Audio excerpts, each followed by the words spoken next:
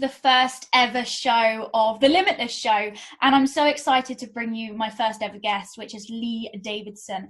And today we're going to be talking about anxiety, but specifically anxiety in men, because I don't think I've ever not gone into depth, but really spoken to a guy about anxiety. So I think this may help you if you know a guy or are a guy who is maybe struggling with anxiety.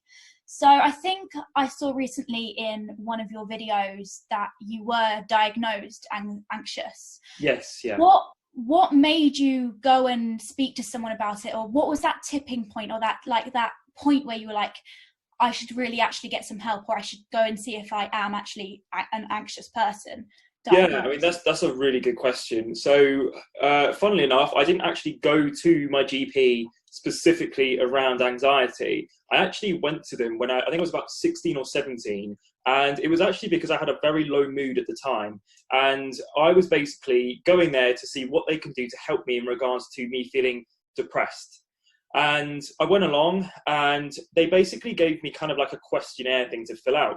So I filled out the questionnaire, and I was actually really surprised because they told me that I had anxiety, and that my anxiety was actually worse than my depression. And my depression was causing all kinds of issues. And I had depression from about the age of 16 to about 18 or 19. But my anxiety is the one thing that kind of stayed on continuously. So I always ended up having anxiety until maybe, I mean, we're probably talking about a year ago, it finally like dissolved and evaporated, and I kind of got rid of it. But it's been a hell of a journey to get from, because I've had it for my whole life. It's been a hell of a journey to actually get to a point now where I can say that I don't have anxiety anymore.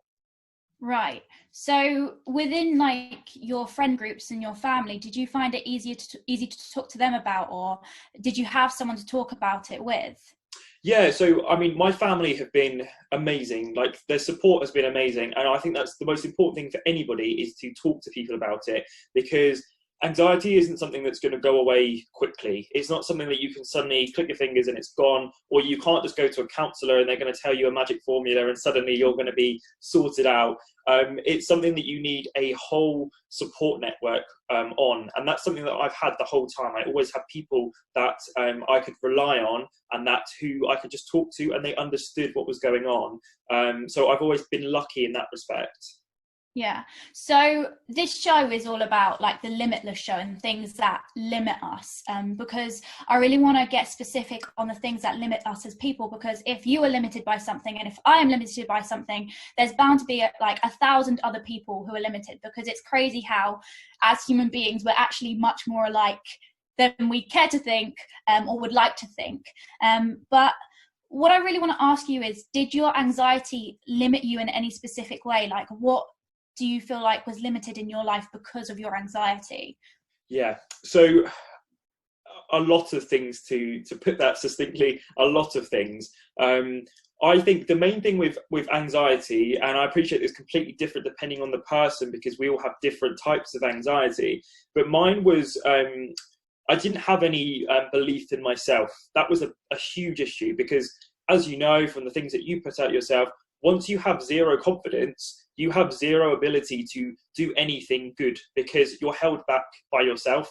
And that's what was happening to me. I had no confidence, and I didn't know how to get confidence. And it just resulted in me withholding myself from doing certain things. And, even going to a party or seeing my mates or going out anywhere made me feel really nervous and anxious. And the one thing that I've learned now, a year on from the end of my anxiety, is that it's okay to have anxiety. It's not the be all end all. In fact, it's probably more normal than not having anxiety, because it's your evolutionary response to the world. In our ancestors used to have to have anxiety and worry about things in order for them to actually survive, because when you go around a corner and you have predators, you have to make sure that you're worried about what's going to come up around that corner. So to be fair, yeah, it's a completely normal response for anybody to have. And to me, I never understood how people don't feel anxious about some things, because from a mindset point of view, you should feel worried in some sense about things happening, because if you weren't, you'd be so reckless and careless with what you're doing. But anxiety is where it just goes OTT, and you're worried about just going to a party where you're going to have some drinks with your mates, and that's obviously a huge problem because it then affects your whole life. And even down the career route for me, I had to, this is kind of, I guess, answering another question, which is kind of how I got over my anxiety. Yeah. How I got over my anxiety, and it's kind of similar to the video that we were talking about that I've just put out on my channel around not caring what people think. And I never went to university, but all of my mates went to university. So at that young age, when I was proper worried about what would happen to me if I didn't go to university, I just took it. I just went for it, and I said, I'm going to do something that feels right for me for once, rather than listening to other people. And I went down that route, and then I got into my first job, and then that job forced me to talk to people. It forced me, because I was working at Sainsbury's, so I had to talk to human beings about their day-to-day experiences, and they would ask me things, and you'd have complaints and things like that, and all of it was uncomfortable for me because I'd never done that before. It sounds funny now because it's years on from that, but I had never ever been in a situation where someone was complaining about something to me that's nothing to do with me, and that I then had to go and sort that out and talk to them in a way that would reassure them. And that's kind of how I got over it. I went through tons of different jobs. I went to some senior positions. I've done management positions. My current position is quite high up in HR. And I've been a police officer before as well. So, and I had anxiety through that stage of my life where I was a cop.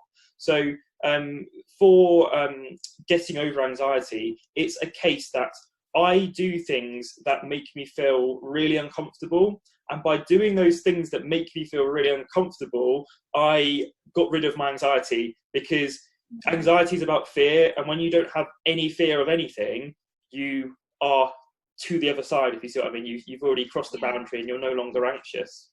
Yeah, I just want to say that's it's crazy to hear how anxious you used to be and how worried you used to be, because your channel is great. It's one of my favorite channels at the moment, and it's all about success and confidence and happiness. So to go from one version of you who is quite anxious and worried about a lot of things, to go to putting yourself out there on YouTube for anyone to see.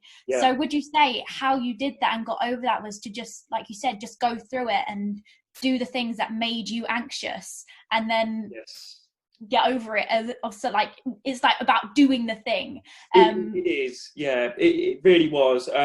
I think a lot of people, and I genuinely worry about this with a lot of people, and I've always said to my channel that I speak the truth and what people need to hear rather than what they want to hear.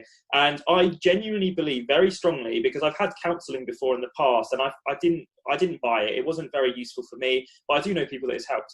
But it, to me, is a case of your anxiety is to do with you. You're the one that's going to have to fix it. You can't go to a million counselling sessions and suddenly you're cured of it. It's a case of you having to work on yourself. And if you don't have the mental resilience to work on yourself, you won't be free of anxiety. It's always going to manifest itself unless you take control. There's no professional that can ever help you. You can go to a consultant psychiatrist and they would never be able to help you, because it's not about them. It's not about motivational videos on YouTube. It's about you having to physically do something that makes you feel very uncomfortable. And those people that do that thing, if anyone's watching this who's got anxiety, if you go and do things that make you uncomfortable, you'll cure yourself of your anxiety. And I mean, I'm not saying that from a counselling point of view. I'm saying that from therapy, from experience rather, because this is what I've had to do, and I found it to be the only way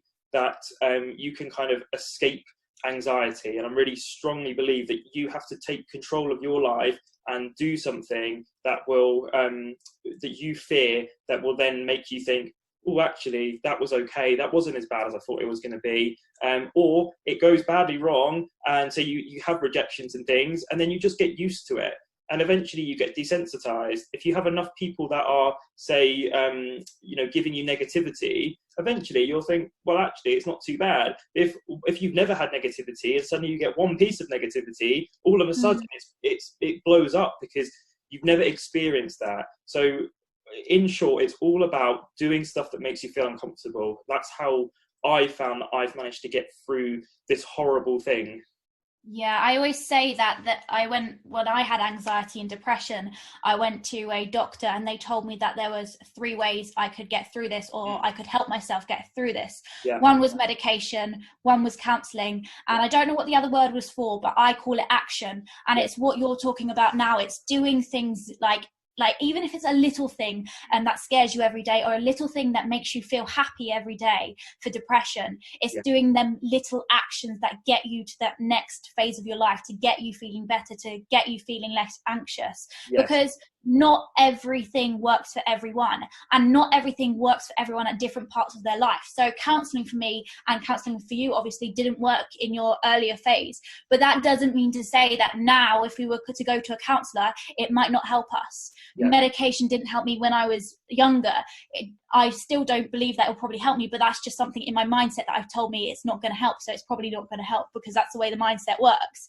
So different things work from different things. And what I should have really said at the start of this, we're not doctors and we're not like professionals, but I think hearing from people who have gone through these things is just as good as going to a professional. It may not be like the right thing to do. Like, you should always go and speak to someone professional or someone you trust, but knowing that someone else has actually got through this gives you the hope that you can too. But like you said, you've got to do the action, you've got to go do it, else you're going to be stuck.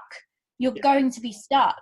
I always find that I'm anxious before I do something that I've never done before, and if I put it off and put it off and put it off, like, I'm not going to lie, I was a bit anxious before doing this because it was the first time I've ever done something like this. But if I put it off, I'm bound to put it off again. I just have to go through it and do it, go through my anxiety, do it, prove to myself I can do it, and then think, oh, it wasn't actually as bad as I thought it was going to be. So to end this video, I just want to ask you, as a male, speaking to other males, if they have anxiety, what would you tell them to do? What would you tell your younger man self to do if you had anxiety? Yeah, that's a super good question. Really helpful as well to some people, I hope. I think the most important thing is you don't need to broadcast it to everybody. If you don't want to broadcast the fact that you've had anxiety and depression, I mean, to be fair, I never expected to go into it on my channel either, but it just comes up, as it probably did for you as well, Emily. And you just start to talk about things the further away you get from having them. And the one thing that I do strongly believe in is that there are counsellors and there are GPs and professionals. Not all of these people have had anxiety and depression, and they certainly haven't had it to the same level and extent as you have it. So even going to professionals, sometimes you're going to get a very different experience depending on what professional you go to. And I've really found that finding a community of people that are going through a similar thing really helps. And if you guys, if you've got men or even women who want to get through something and they just need someone to talk to and need a bit of support, then please come and just DM me on Instagram, because it's Premium Positivity. And I just, I'm happy to talk to people. I can't give any professional advice, but I can talk to people from someone that's been through it already. And something that I will say just to anybody, not just blokes, but one quick coping mechanism that I found is to do those things called power poses, which you definitely would have heard of, which is where you kind of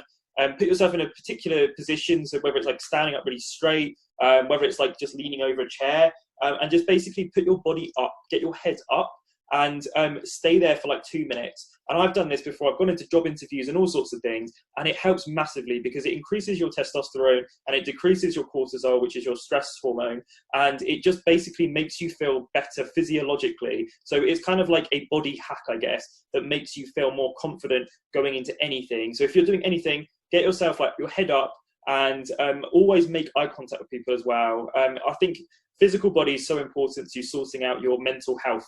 And the better you feel, and the more you look like you don't have anxiety and depression, the less you're going to feel like you have it, or at least that's been my experience of it. Yeah, everyone's different, but I think everyone's different advice can help different people. Yes. So I'm so grateful that you came on here, especially speaking about this topic. I just want to point out that Lee doesn't just talk about this on his channel. He talks about many other different things, motivation and, inspiration and happiness and health. So if you do, please go check that out. It is Premium Positivity. Are you everywhere as Premium Positivity? Yes, I'm pretty much everywhere as Premium Positivity. I think it's Premium Positivity 1, annoyingly, on Instagram, but everywhere else it's Premium Positivity. Yeah, so definitely go check that out. I'll put everything in the description below about Lee and all his channels and where you can find him. But I just want to say thank you so much to you for coming on here, and those who are watching, can't speak, and those to you who are watching, thank you so much as well. The fact that you're actually here trying to learn about something, even if you don't have anxiety yourself, or if you do have anxiety yourself, proves to yourself that you do want to make a change, and you do want a difference, and you do want a better life, because that's the first step, uncovering that there is a problem that you can actually overcome. Yeah. So thank you for being the first ever guest on the Limitless show. Hopefully you will come on here again at a later date. But for now, thank you and goodbye, everyone. See you later, guys. Take care. Thank you so much for watching. Make sure you go check out his channel, because we did another video about what it takes to be a new YouTuber and what mindset you need to have to be able to succeed in the YouTube world. I will see you on his channel, and I will see you next week, next Sunday, with another episode of The Limitless Show. Bye.